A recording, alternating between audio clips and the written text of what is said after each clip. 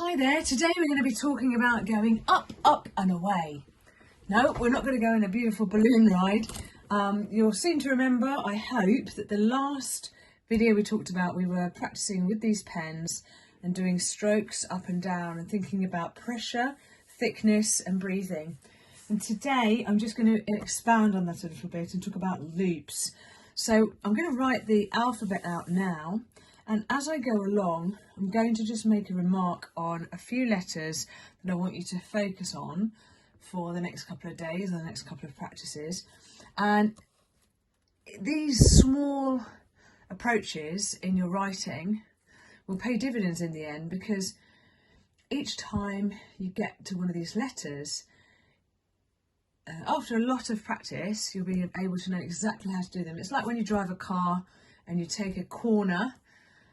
When you first drive a vehicle, it's very hard to sort of figure out the size of the car and what angle and how much to turn the steering wheel. And it's the same in calligraphy.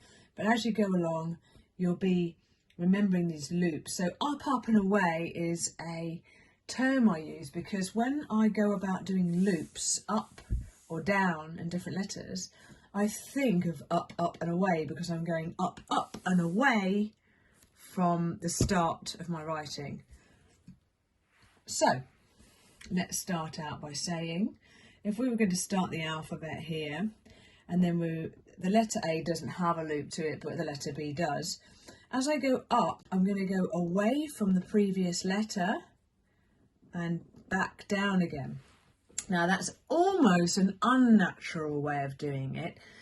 It would be understandable if you began your loop in the wrong way and then thought, oh no, I haven't got anywhere to go, I want to loop back down, but I've actually looped back the wrong way.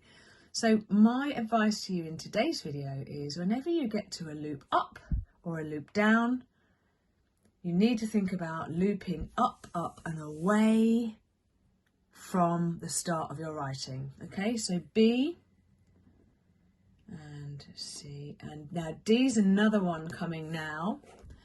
Just taking my hand off the thing for it.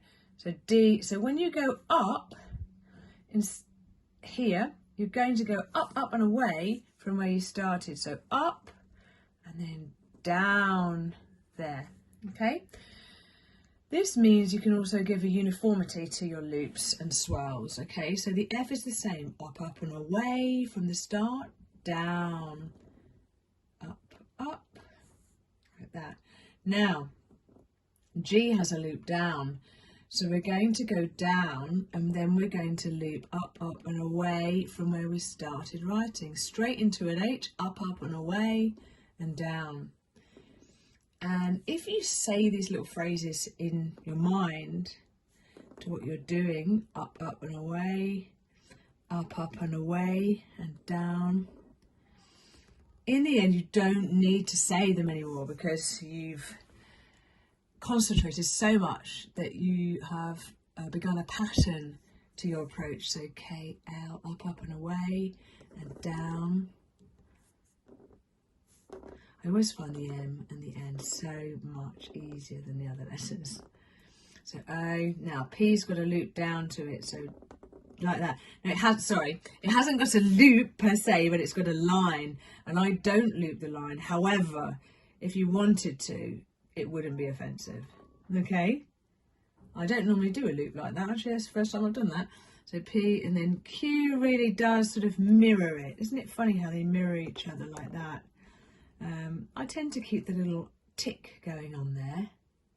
And then the R, a little loop. Now actually that's the exception to the rule. So down and up. Now when I loop with the R, I'm not looping up and away. I'm doing a tiny little loop like that, and then I'm going up and down, and then the same with the S too, a little loop. So there are exceptions to the rule, absolutely folks. I guess that's just life, isn't it? Let's start a new line. So we've got to the T there, and U, V, W, and then X. You remember what we said before? I can't remember if I went over this yet. Maybe I'll talk about crossing the T's and stuff in my next video. Y. and then up, up and away like that. And then let's make the Z that one, up, up and away.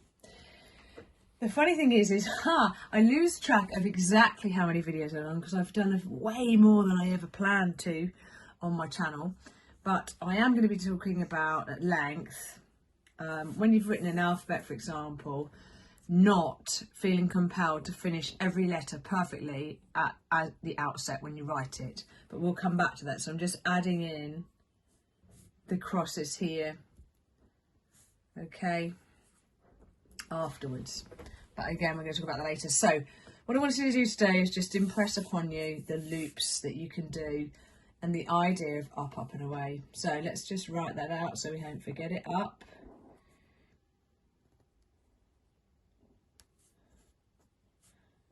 up,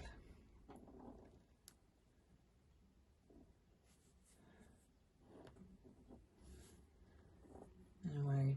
And there's one more on the Y at the end here. To come up, up and away.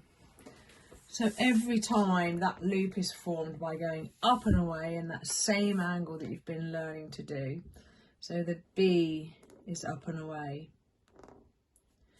The D is the actual body first, up and away and down. The F, up and away and down. H, K, L.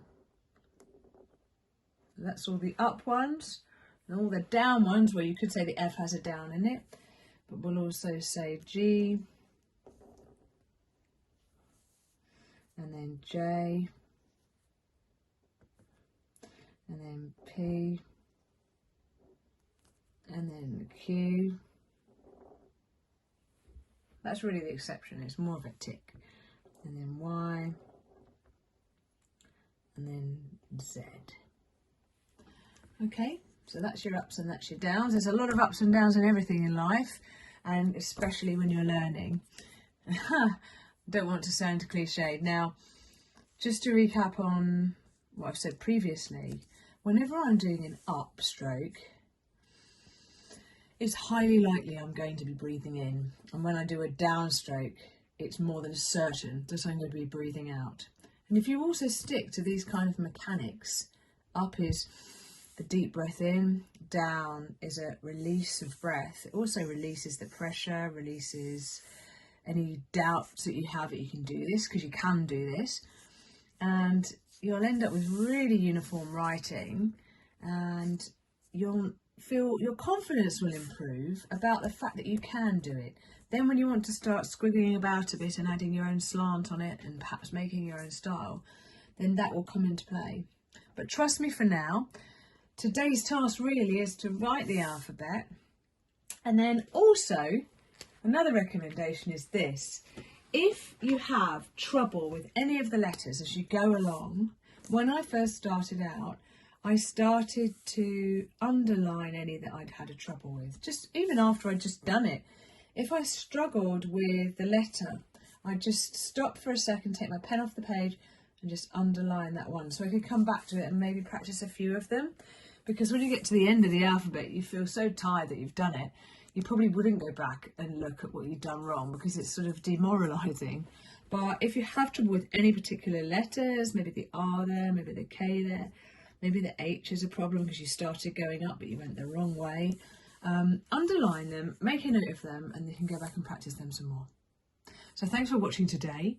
The next video I'm going to do will probably most certainly be a special request I've had about the letter R. And then let's take it from there. Have a wonderful practice and I'll speak to you soon.